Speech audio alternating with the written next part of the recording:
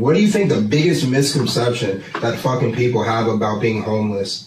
And we'll start, actually, I'll tell you, we'll go with us what we think, and then we'll go around you, and then you guys can also reaffirm if we're right or if we're wrong and something like that.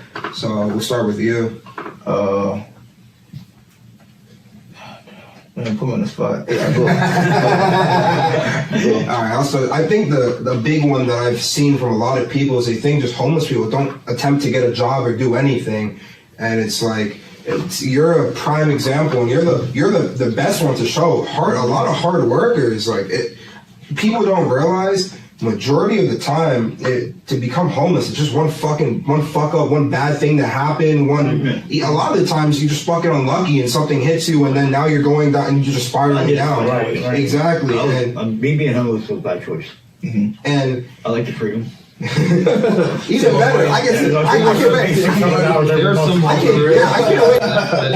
So, all right. After this topic, I can't wait to ask you about that because that sounds even better. So then we'll, and the last one I think, big misconception. Then we'll go to him, and then we'll go this way. Is I think people don't understand really how much mental health takes a toll when you first initially become homeless. Because I think a lot of people think that when you first become homeless, you gotta pick yourself up by your bootstraps, but a lot of the time you're fucking losing everything. You gotta figure out what's going where, and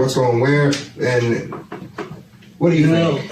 The mental issue, the mental illness has a lot to play in it, but that comes way before being homeless. You think? Yeah. I agree. I do agree with that. There's a lot of the guys out there, okay, you got mental illness, drugs, drug abuse, alcohol. There are 3 leading causes for people to be homeless. Yeah. The drug addiction is solvable.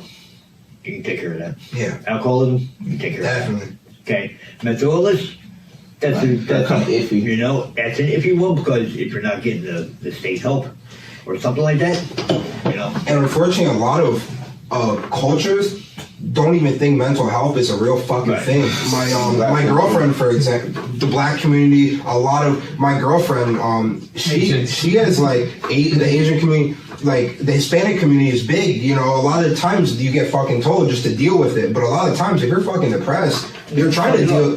It's I'm trying to deal with it. I just don't I don't think people just be happy. People depression mode tonight.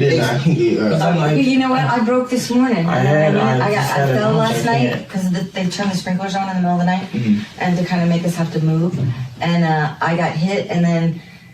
It happened to us twice last night, and on the second time I was so angry and I was so tired that I was trying to move the stuff up the sidewalk, and I ended up falling and hitting my knee and my elbow, and I was exhausted. And so when I came back to Williams Park this morning, I had a little Rhonda moment of life sucks and this sucks and I want to die because I can't keep doing this.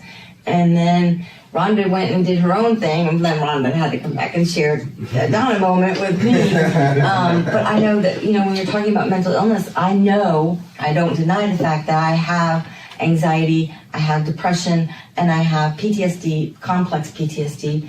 I want prescription CBD. Before my life fell apart in March, I had a prescription for CBD here. I use Truvaline. I want my prescription card back. Mm-hmm. But when I was on the Greyhound buses trying to get away from a false eviction and people and strange events and trauma, I lost my ID, I lost my birth certificate, I lost my computer, I lost my medical marijuana card, and I just want to get back what was mine because I was a food stamp and Medicaid worker in the state of Florida for almost 18 months.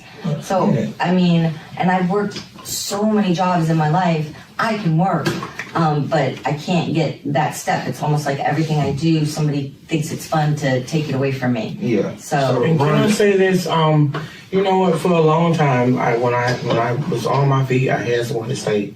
And when I saw the homeless people, I would not toot my nose at them and try to put them down, but just, you know, try to stay my distance or whatever the case, you know, not in a bad way. Yeah, just almost stay far from them a little bit. But just down, being homeless, I feel bad that I did that because now I'm walking in their shoes. So now I know how it feels to, to want somebody to look at you different, and I never want to do that again. Once I get myself on my feet, I want to be able to come back and help the same people, help homeless people. What do you think? Can I just add that I actually have a letter for a service animal, and people think it's funny to tease me about having a service animal. I need a service animal for our companionship. I even posted the letter with my full name and address on, my old address, on Facebook. Like, I'm not lying. I need a service animal. Stop teasing me, stop, walking around with canines and with dogs all around because you think it's funny. And I'm not saying that like as in a delusional kind of way, but it's almost as if there's some type of organization that wants to keep me from talking about what happened with the Sanctus, or something with another organization that wants to stop me from saying, because it's been since March and it's now October. So can you get in? Wait. So I don't want to get too far off topic with that because I know if we get through the census thing, it's going to start a really big rabbit hole.